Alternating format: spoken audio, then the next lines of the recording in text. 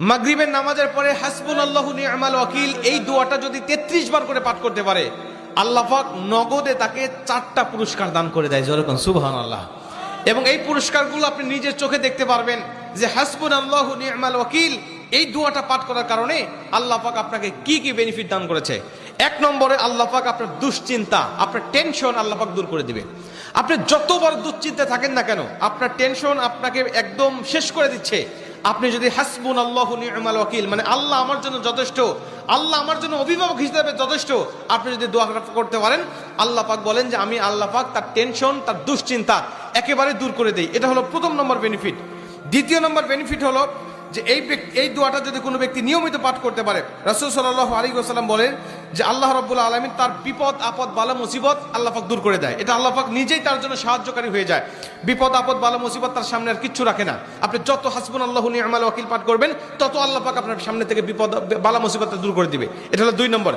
3 নম্বরে নবীজি সাল্লাল্লাহু আলাইহি ওয়াসাল্লাম বলছেন যে ব্যক্তি হাসবুনাল্লাহু নি'মাল ওয়াকিল বেশি বেশি পাঠ করবে, আল্লাহ রাব্বুল আলামিন সে যদি কারোর দ্বারা জুলুম শিকার হয়ে থাকে, সে মাজলুম, তার উপরে কেউ জুলুম করেছে, তার উপরে কেউ কষ্ট দিয়েছে, তাকে এই কষ্টটা সে পেয়ে আল্লাহ পাকের কাছে হাসবুনাল্লাহু নি'মাল ওয়াকিল পাঠ করেছে, আল্লাহ পাক বলেন নিজেই আমি ওই মাজলুমের পক্ষে হয়ে যাই, জালিমের বিপক্ষে আমি আল্লাহ নিজের অবস্থানটা দাঁড় করা দেই। যেরকম সুবহানাল্লাহ। ভাই, আল্লাহ যদি আপনার পক্ষে দাঁড়ায় যায়, আপনার আর কিছু লাগে? আল্লাহ যদি আপনার জন্য সাহায্যকারী হয়ে যায়, আর কিছু লাগে?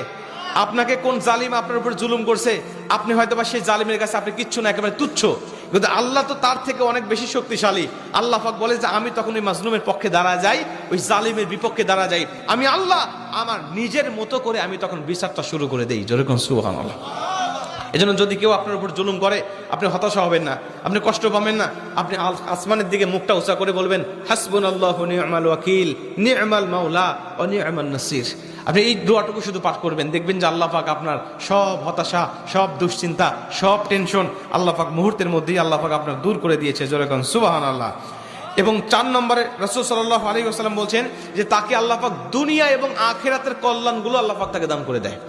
দুনিয়াতে যত কল্যাণ, যত খারাপই আছে এগুলো দূর করে দেয়, কল্যাণগুলো আল্লাহ পাক দান করে দেয়। আবার আখিরাতের যত কল্যাণ লাগবে আপনার সব কল্যাণগুলো আল্লাহ পাক আপনাকে দান করে দিবে। আল্লাহ পাক আমাদের সবাইকে এই 4টি ফজিলতগুলো পাওয়ার আশায় হলেও আল্লাহ পাক আমাদের সবাইকে এই হাসবুনাল্লাহু নি'মাল ওয়াকিল এটা মাগরিবের পরে 33 বার, অনেক মুহাদ্দিস বলছেন ফজরের পরে 33 বার, যদি কোনো ব্যক্তি 11 বার পড়তে চায় সমস্যা নেই, কিন্তু 33 বার পড়তে পারলে সবচেয়ে ভালো ফলাফল পাওয়া যায়। আপনারা অধিকাংশ 33-এর অধিক পড়লেও কোনো সমস্যা নেই। এক কথায় যে ব্যক্তি হাসবুনাল্লাহু নি'মাল ওয়াকিল বেশি বেশি পাঠ করবে, আল্লাহ পাক তাকে এই ফজিলতগুলো দান করবে। যেরকম সুবহানাল্লাহ। যতগুলো আমলের কথা বলা হয়েছে আল্লাহ পাক আমাকে সহ সবাইকে আমল